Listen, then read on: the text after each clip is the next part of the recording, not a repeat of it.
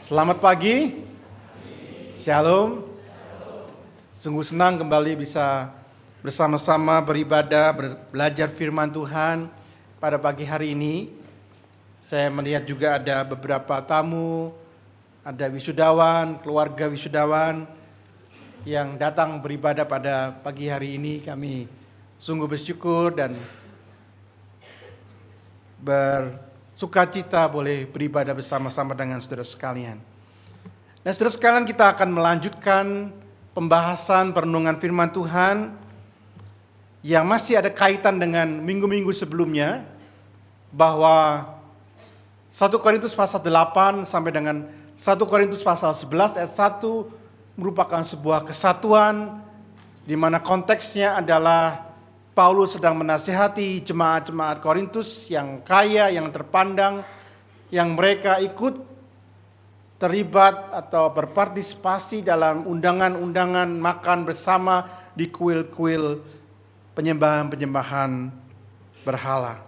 Mari kita buka Alkitab kita dari 1 Korintus pasal 10 ayat 1 sampai dengan ayat yang ke-13. 1 Korintus pasal 10 ayat 1 sampai dengan ayat yang ke-13. Saya akan bacakan untuk Bapak Ibu Saudara sekalian dalam Alkitab TB versi yang kedua. Aku mau saudara-saudara supaya kamu mengetahui bahwa nenek moyang kita semua berada di bawah perlindungan awan, dan mereka semua telah melintasi laut. Untuk menjadi pengikut Musa, mereka semua telah dibaptis dalam awan dan dalam laut. Mereka semua makan makanan rohani yang sama, dan mereka semua minum minuman rohani yang sama, sebab mereka minum dari batu karang rohani yang mengikuti mereka, dan batu karang itu ialah Kristus. Sungguh pun demikian, Allah tidak berkenan kepada sebagian besar dari mereka. Itulah sebabnya mereka dibinasakan di padang gurun. Semuanya ini telah menjadi contoh bagi kita untuk memperingatkan kita, supaya jangan kita menginginkan hal-hal yang jahat seperti yang telah mereka perbuat, dan supaya jangan kita menjadi penyembah-penyembah berhala sama seperti beberapa dari mereka, seperti ada tertulis, duduklah bangsa itu untuk makan dan minum, kemudian bangkitlah mereka dan bersenang-senang. Janganlah kita melakukan percabulan seperti yang dilakukan oleh beberapa orang dari mereka, sehingga pada satu hari telah tewas 23.000 orang. Janganlah kita mencobai Kristus seperti yang dilakukan oleh beberapa orang dari mereka, sehingga mereka mati dipagut ular. Janganlah bersungut-sungut seperti yang dilakukan oleh beberapa orang dari mereka, sehingga mereka dibinasakan oleh malaikat maut. Semuanya ini telah menimpa mereka sebagai contoh dan dituliskan untuk menjadi peringatan bagi kita yang hidup pada waktu zaman akhir telah tiba. Sebab itu, siapa yang menyangka bahwa ia teguh berdiri, hati-hatilah supaya ia jangan jatuh. Pencobaan-pencobaan yang kamu alami ialah pencobaan biasa yang tidak melebihi kekuatan manusia. Allah itu setia dan tidak akan membiarkan kamu dicobai melampaui kekuatanmu. Pada waktu kamu dicobai, Ia akan memberikan kepadamu jalan keluar, sehingga kamu dapat menanggungnya. Saudara, pernahkah kita merasa bahwa kita itu begitu kuat dan tidak mungkin jatuh ke dalam dosa? Karena kita merasa bahwa kita sudah bergaul dengan Tuhan dengan erat, kita menjadi orang yang rohani, kita melakukan kegiatan-kegiatan rohani, dan kita merasa saya tidak mungkin jatuh. Nah saudara, ada seorang hamba Tuhan yang bernama Ted Haggard. Dia seorang pendeta yang besar. Dia adalah pendiri dari New Life church di Colorado Springs. Yang pada waktu dia menjadi gembala sidang, jemaat itu berjumlah kira-kira 14.000 orang. Tidak hanya itu, saudara sekalian, pendeta Haggard juga adalah seorang ketua dari Asosiasi Gerakan Injili Amerika Serikat. Pendeta Haggard juga seorang pendeta yang adalah pengkhotbah yang besar, pengkhotbah yang berapi-api. Dia berkhotbah dan banyak orang boleh bertobat karena khotbah-khotbahnya. Terutama dia berkhotbah dan sering sekali berkhotbah untuk menegur orang yang bergaul atau berkubang dalam dosa homoseksualitas. Tetapi saudara sekalian, pada tanggal 2 November 2006, publik Amerika dan juga dunia dikejutkan dengan sebuah berita bahwa pendeta Haggard telah diketahui melakukan sebuah perzinahan dengan seorang pelacur laki-laki yang bernama Mike Jones selama 3 tahun. Dan setiap kali melakukan hubungan itu, pendeta Haggard pun menggunakan obat terlarang.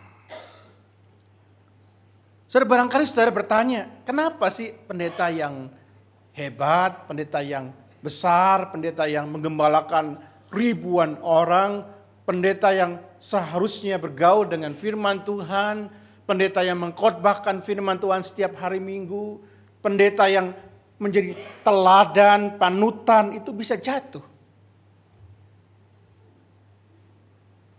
Ketika saudara mendengar cerita tentang kejatuhan hamba Tuhan di sekeliling kita, pernahkah saudara berpikir, mengapa seorang yang menjadi panutan rohani, pemimpin rohani, seorang yang menjadi figur yang boleh mengubahkan banyak orang yang hidupnya bergaul dengan firman Tuhan bisa jatuh?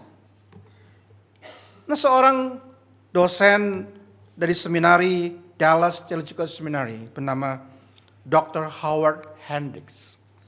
Beliau selama menjadi seorang dosen melakukan research, wawancara selama berpuluh-puluh tahun kepada 246 hamba Tuhan yang jatuh ke dalam dosa perzinahan selama sedikitnya 2 tahun. Dan saudara, Dr. Hendricks ini menyimpulkan ada 4 kesimpulan dalam risetnya. Bahwa dia mendapati bahwa semua hamba Tuhan yang dia wawancarai itu, mereka tidak ada yang memiliki accountability, personal accountability. Tidak ada kelompok di mana mereka itu bisa bertanggung jawab, accountable kepada kelompoknya. Oh, saya ini punya kelemahan dalam dosa ini, tolong jaga saya, tolong doakan saya. Ketika hendak jatuh, ada orang yang dimintain tolong, saya benar-benar hampir sekali jatuh dalam dosa ini. Tidak ada. Yang kedua, saudara, pendeta-pendeta itu tidak lagi memiliki kehidupan pribadi, persekutuan pribadi dengan Tuhan dalam doa-doa pribadi mereka, dalam baca Alkitab pribadi dan waktu penyembahan pribadi. Mereka melakukan kegiatan rohani tentunya, tetapi mereka tidak memiliki relasi yang intim dengan Tuhan.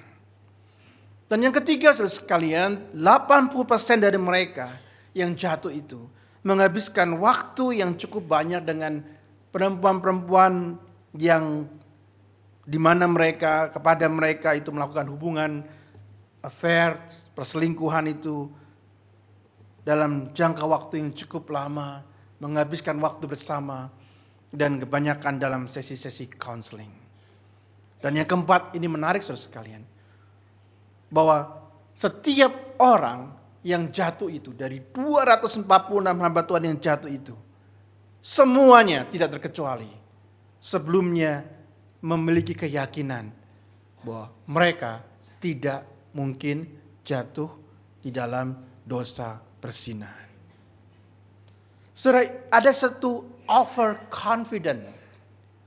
Satu overconfidence, merasa diri terlalu yakin dan merasa dirinya terlalu rohani, merasa dirinya terlalu kuat dan tidak mungkin jatuh. Saudara, ini sejalan dengan peringatan Rasul Paulus di dalam 1 Korintus pasal 10 ayat 12 yang kita baca itu tadi. Sebab itu siapa yang menyangka bahwa ia teguh berdiri, hati-hatilah supaya ia jangan jatuh.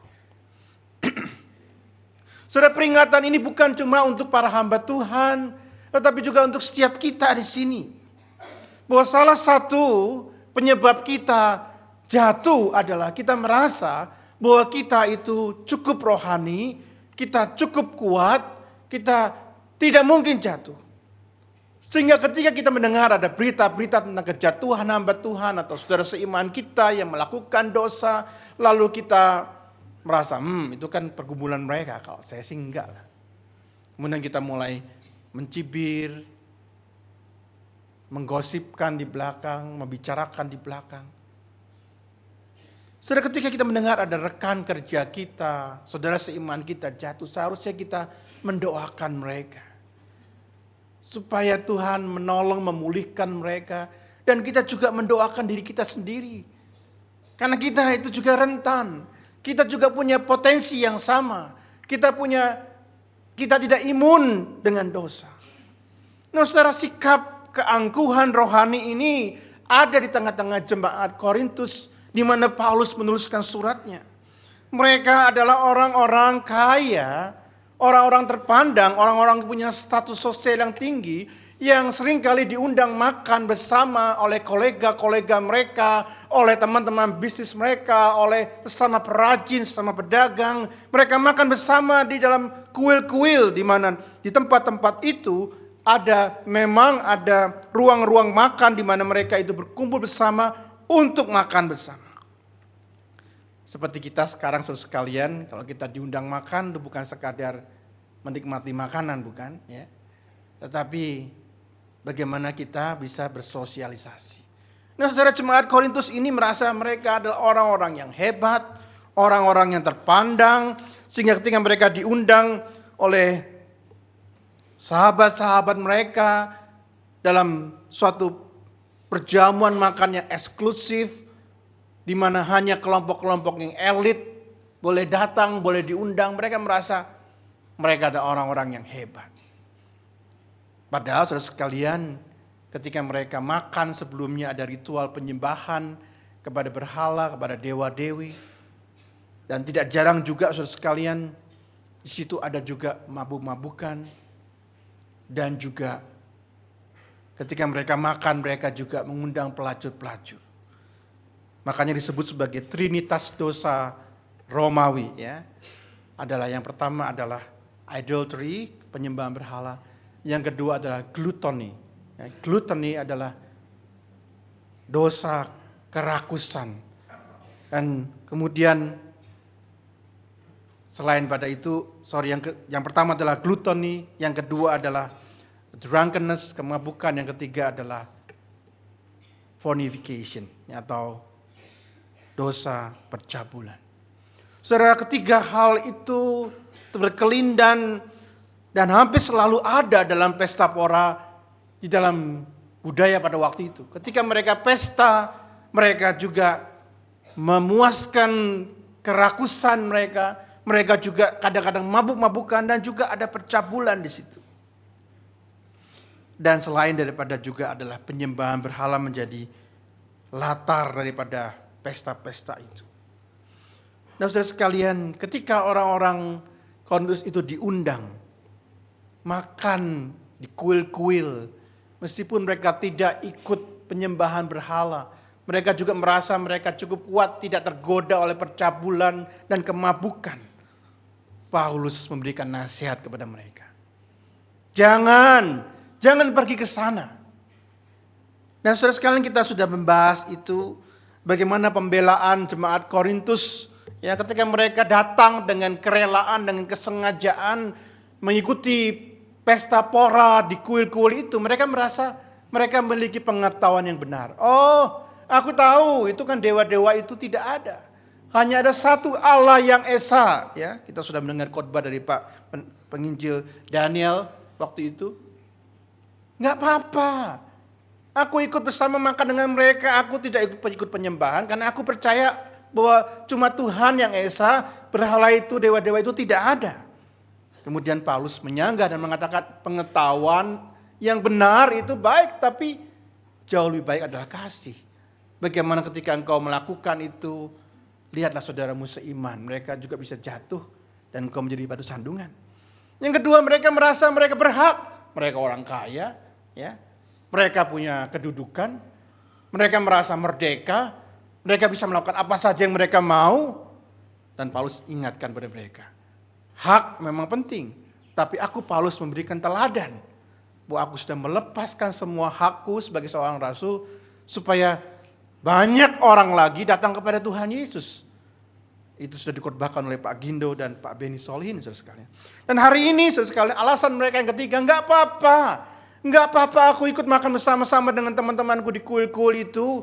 Aku tidak ikut penyembahan berhala, aku tidak ikut percabulan, aku tidak ikut mabuk-mabukan karena aku merasa aku kuat. Aku rohani, aku tidak mungkin jatuh. Dan Paulus mengingatkan mereka, ingat, barang siapa merasa dirinya berdiri teguh, dia bisa jatuh. Dan untuk itu Paulus memberikan contoh. Lihat ya, dulu presiden pertama kita, Presiden Soekarno pernah mengatakan jas merah. Jangan sekali-sekali melupakan sejarah. Tetapi seringkali kita mengulangi sejarah ya, terutama hal yang negatif. Nah, Paulus memberikan contoh bangsa Israel yang sudah mengalami karya Tuhan, mereka sudah diangkat menjadi umat Tuhan melalui peristiwa yang begitu dramatis, peristiwa yang begitu ajaib, keluar dari tanah Mesir, melewati Laut Teberau. Mereka juga menikmati berkat-berkat rohani oleh Tuhan. Toh mereka juga jatuh ke dalam dosa percabulan, dosa penyembahan berhala dan seterusnya. Saudara, Paulus mengatakan mereka telah dibaptis oleh awan dan oleh laut. Paulus mengatakan dalam 1 Korintus 10 ayat yang kedua, untuk menjadi pengikut Musa mereka semua telah dibaptis dalam awan dan dalam laut. Dan banyak penafsir mengatakan ini menunjuk pada peristiwa ketika bangsa Israel hendak menyeberangi Laut Teberau atau Laut Merah. Ketika mereka keluar dari Mesir, mereka dikejar-kejar oleh pasukan Firaun dengan kereta perang. Dan mereka terjepit, tapi kemudian awan Tuhan itu menghalangi pasukan Firaun itu, tentara Firaun itu, supaya bangsa Israel bisa melewati Laut Teberau yang sudah dikeringkan oleh Tuhan.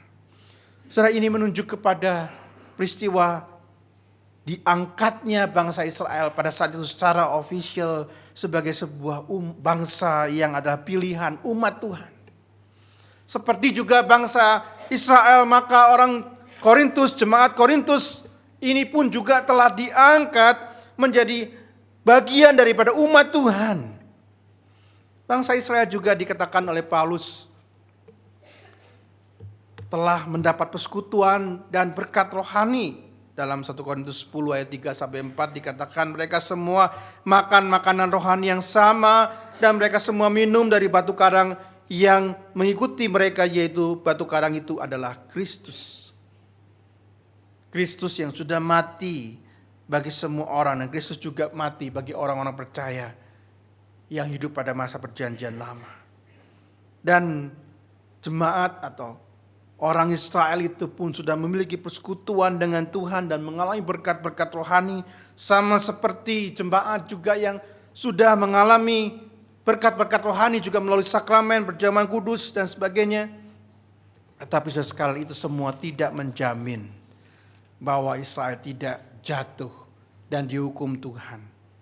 Meskipun bangsa Israel sudah diangkat menjadi umat Tuhan dan menikmati berkat-berkat rohani, ketika mereka tidak taat kepada Tuhan, ketika mereka mengambil jalan mereka sendiri, ketika mereka merasa diri mereka kuat, maka mereka jatuh ke dalam dosa-dosa yang Paulus paparkan dalam 1 Korintus pasal 10. Yang pertama, dosa penyembahan berhala.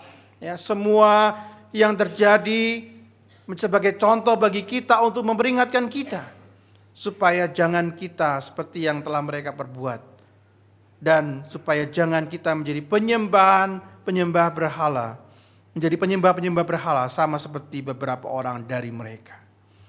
Saudara, ini sangat cocok sekali dengan konteks pada waktu itu, di mana jemaat Korintus sangat dekat sekali dan mungkin bisa jatuh dalam dosa penyembahan berhala karena mereka ada di senternya, di kuil itu, tempat penyembahan itu, bahkan ikut terlibat ada di tempat di mana mereka melakukan penyembahan berhala. Pada saat yang sama mereka juga tadinya adalah penyembah-penyembah berhala. Bangsa Israel juga jatuh ke dalam dosa percabulan. Dalam ayat yang ke-8 dikatakan, janganlah kita melakukan percabulan seperti yang dilakukan oleh beberapa orang dari mereka, sehingga pada satu hari telah tewas 23.000 orang. Dan ketika itu bangsa Israel jatuh dalam dosa percabulan ketika pria-pria Israel melakukan perzinahan dengan perempuan-perempuan Moab yang membawa kepada penyembahan berhala dalam bilangan 25.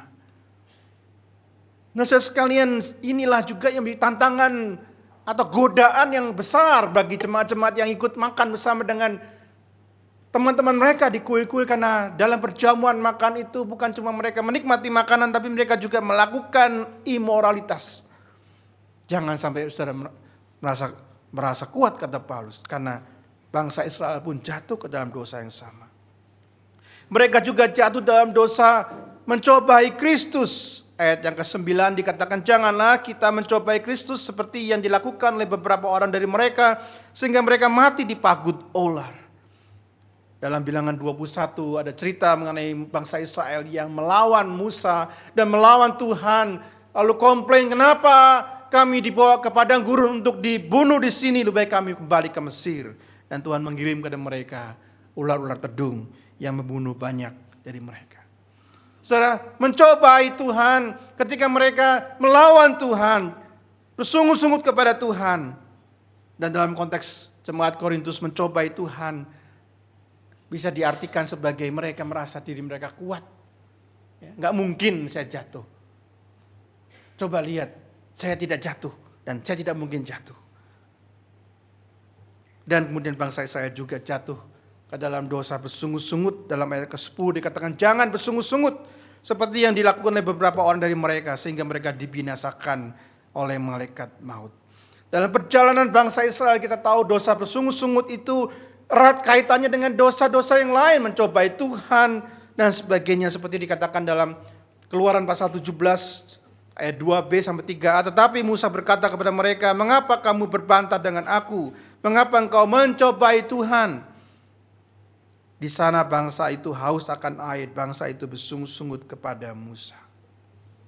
Saudara, Paulus mengingatkan bahwa semua berkat-berkat rohani itu, bahwa semua tindakan-tindakan rohani itu, bahwa pengangkatan Israel sebagai umat Tuhan tidaklah menjamin mereka untuk cukup kuat untuk tidak jatuh dan tidak dihukum Tuhan.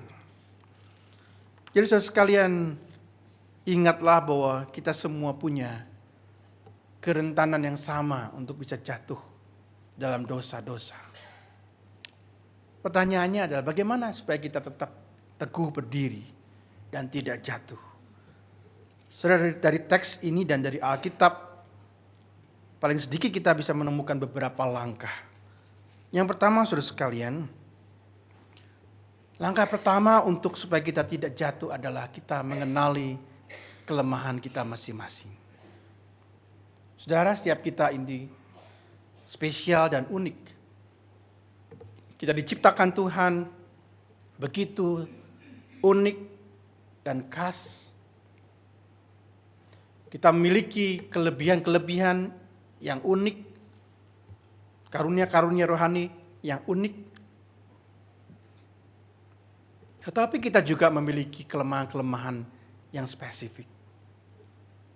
Saudara, kenallah kelemahan-kelemahan kita masing-masing. Mungkin sebagian saudara berkata, kalau saya sih bukan kesombongan. Saya kayaknya gak mudah jatuh dalam dosa kesombongan. Saya cukup rendah hati. Padahal begitu juga sudah sombong saudara sekalian ya.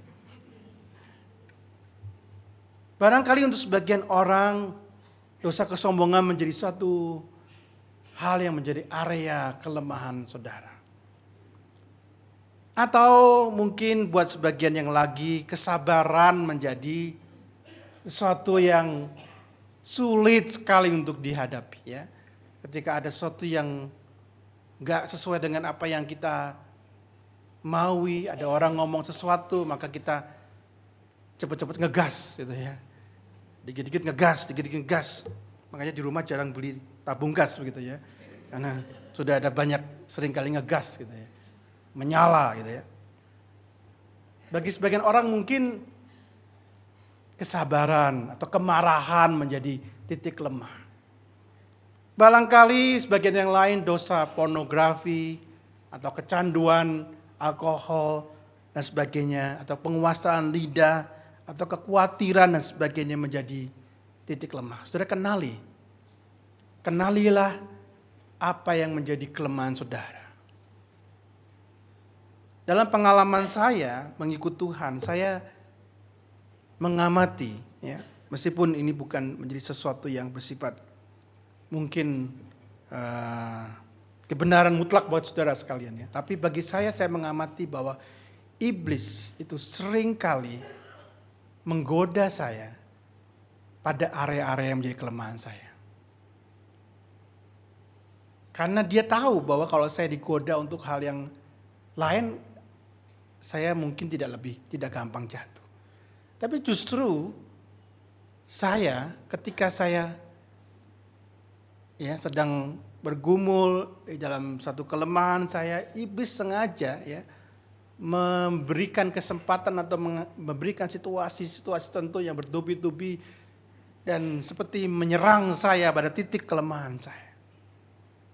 Saudara, kalau iblis saja tahu kelemahan saudara dan selalu menyerang di situ, maka kita perlu mengenali kelemahan-kelemahan kita.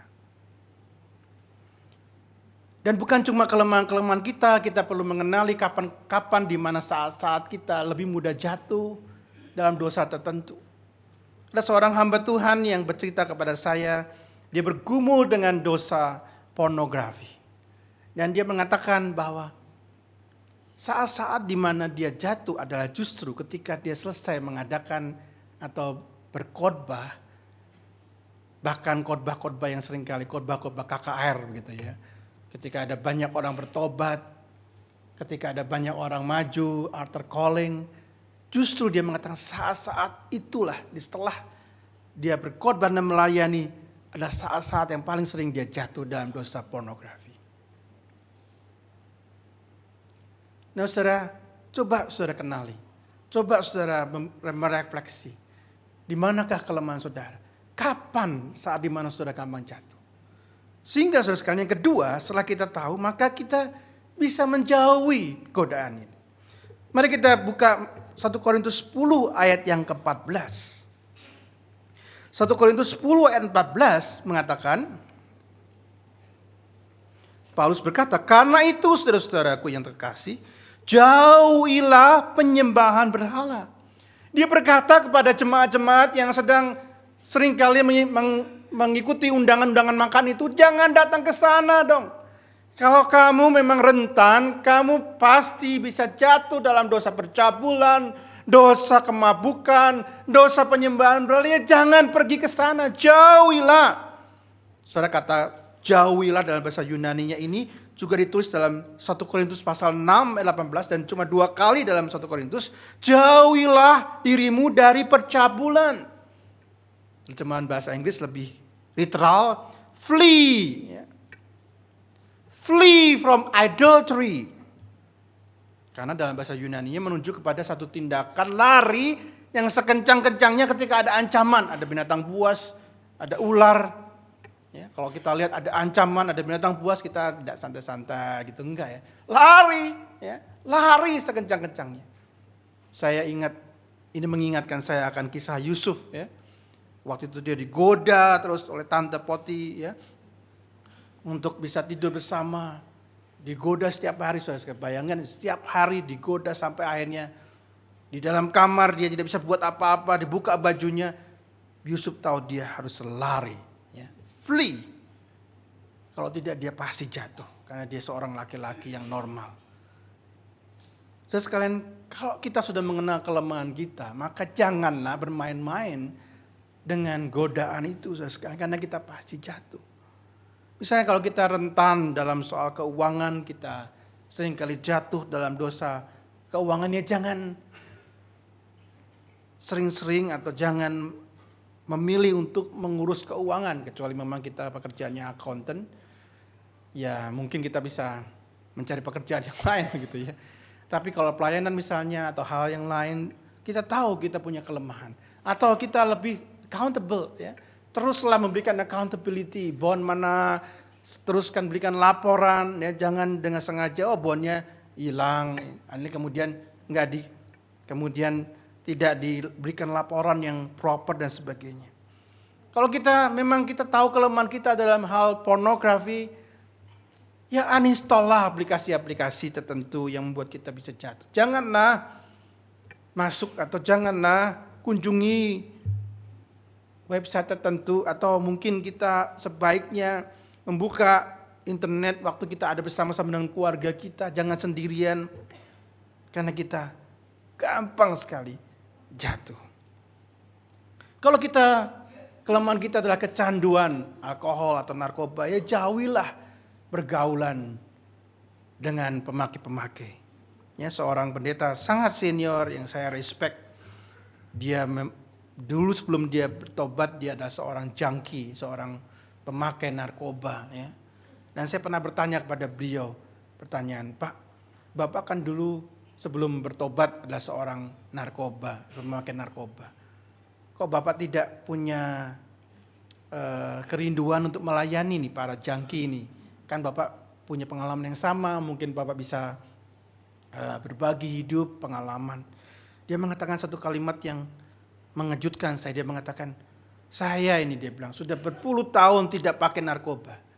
Tapi saya yakin kalau saya bergaul dengan para pemakai narkoba, maka saya pasti akan jatuh ke dalam dosa yang sama. Kan dia tahu dia lemah di situ. Nah, saudara, setiap kali kita punya kelemahan, kita mengupayakan sedemikian rupa untuk menjauhi, ya, pergi, lari, karena kita tidak mampu menghadapi dengan kekuatan kita. Yang berikutnya, saudara sekalian, kita mesti bergaul dengan Tuhan secara pribadi. Tadi dikatakan dalam survei yang dilakukan oleh Dr. Hendricks, semua hamba Tuhan yang jatuh itu mereka tidak lagi punya waktu pribadi dengan Tuhan. Kita tidak mungkin bisa bertumbuh dan bergaul dan bertahan dalam godaan hanya mengandalkan kebaktian umum saja. Ya, tadi pagi saya cerita di dalam kelas, saya pernah mengadakan sebuah survei kecil-kecilan ya. Di hari Senin, kelasnya Senin, saya tanya kepada teman-teman mahasiswa teologi di saat, siapa di sini yang masih ingat Nats khotbah minggu yang lalu, bukan kemarin, pasti ingat, minggu yang lalu saya tanya. Dari 20 orang itu nggak ada yang angkat tangan. Semuanya ingat, apa ya Nats khotbahnya 2 minggu yang lalu berikutnya.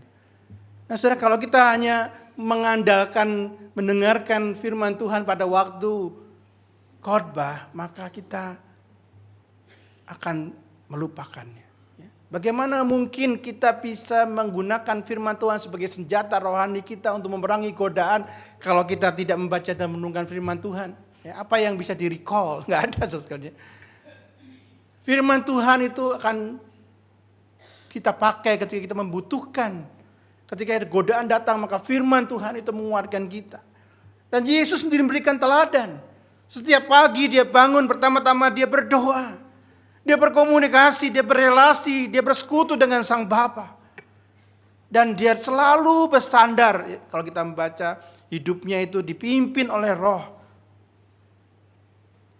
Karena di dalam persekutuan dengan Allah, maka kita mendapatkan kekuatan. Yang keempat, saudara sekalian, milikilah komunitas untuk bertumbuh bersama. Bahwa Allah selalu mendesain kita bertumbuh dalam komunitas. Kita bukan agama seperti agama keyakinan kepercayaan timur yang bisa bertumbuh rohani melalui meditasi pribadi atau yoga atau bertapa dan sebagainya, tidak. Allah Tritunggal adalah Allah dengan 3 pribadi yang bersekutu bersama-sama, saling mengasihi, saling berbagi dari kekekalan sampai kekekalan. Inilah model kita dalam kekristenan, kita bertumbuh dalam komunitas, punya teman untuk bisa accountable, ya. Saling mendukung, saling menguatkan. Di sini ada kelompok-kelompok cross, ya, untuk kita bisa bertumbuh bersama, karena kita tidak mungkin bisa berjalan sendirian. Kita tahu hari ini khotbahnya baik, kita tahu firman Tuhan hari ini benar, tapi gimana melakukannya nggak tahu, nggak bisa. Selalu jatuh, selalu gagal. Nah, kalau kita punya teman untuk bertumbuh bersama, kita bisa saling menguatkan. Aku juga loh, ayo kita sama-sama bertumbuh yuk. Ayo kita sama-sama berjalan bersama-sama, bertumbuh bersama-sama. Kalau tidak ada teman, maka kita tidak mungkin bisa menjadi sesuatu yang Tuhan inginkan. Karena Tuhan mengendaki kita bertumbuh dalam komunitas. Nah, yang terakhir saudara sekalian, kita pasti terus harus bersandar pada kuasa Roh Kudus. Karena kita terbatas. Dan firman Tuhan, mari kita lihat 1 Korintus 10 ayat yang ke-13. Ayat firman Tuhan yang kita baca tadi mengatakan, ayat 13, pencobaan-pencobaan yang kamu alami ialah pencobaan biasa yang tidak melebihi kekuatan manusia. Allah itu setia dan tidak akan membiarkan kamu dicobai melampaui kekuatanmu. Pada waktu kamu dicobai, Ia akan memberikan kepadamu jalan keluar sehingga kamu dapat menanggungnya. Saudara, kalau kita sudah melakukan semua langkah-langkah tadi, ada kemungkinan kita akan tetap menghadapi pencobaan. Karena kadang-kadang Tuhan mengizinkan pencobaan itu terjadi dalam hidup kita untuk menguji iman kita. Anak saya naik kelas 6, ya, dia bilang ke saya, "Pak, teman-teman bilang kelas 6 ini mengerikan," kata dia bilang gitu. Karena tugas-tugasnya banyak, ya, nggak sebanyak kelas 5 ulang-ulangannya. Saya bilang, ya itu untuk mempersiapkan kamu. Saya bilang SMP lebih mengerikan lagi, saya bilang gitu ya. Saudara, kalau kita jadi orang Kristen 10 tahun yang lalu, 20 tahun yang lalu, kita pasti Tuhan menginginkan kita untuk bertumbuh. Ya. Ujian-ujiannya pasti tidak sama dengan ujian-ujian 10 tahun yang lalu, 15 tahun yang lalu ketika kita pertama kali bertobat. Tuhan menginginkan kita untuk terus bertumbuh, terus bersandar kepada Dia. Dan pencobaan-pencobaan itu, ujian-ujian itu terus mengingatkan kita bahwa kita tidak mampu sendiri dan kita perlu bergantung sepenuhnya kepada Tuhan. Dan pencobaan-pencobaan itu juga Tuhan pakai untuk terus memurnikan kita seperti emas yang terus dibakar supaya kotoran-kotoran, logam-logam yang lain itu boleh hilang dan tinggal menjadi emas yang murni. Dan karakter kita menjadi seperti karakter Kristus. Dan tapi kita ingat bahwa Tuhan selalu mengizinkan pencobaan itu. Dan pencobaan-pencobaan yang Tuhan izinkan itu tidak akan melebihi kekuatan kita. Ini bukan ketika kita sengaja datang kepada pencobaan itu, sengaja masuk kepada godaan itu, tidak. Tapi kadangkala Tuhan izinkan situasi tertentu untuk menguji kita. Dan Tuhan tidak pernah mengizinkan sesuatu yang melebihi kekuatan kita.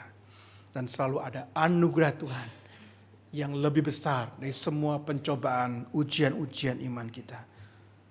Yang akan menopang kita, yang akan memegang kita untuk menjadi seorang Kristen yang hidup di dalam kemenangan, demi kemenangan di dalam Tuhan. Amin. Mari kita masuk di dalam doa.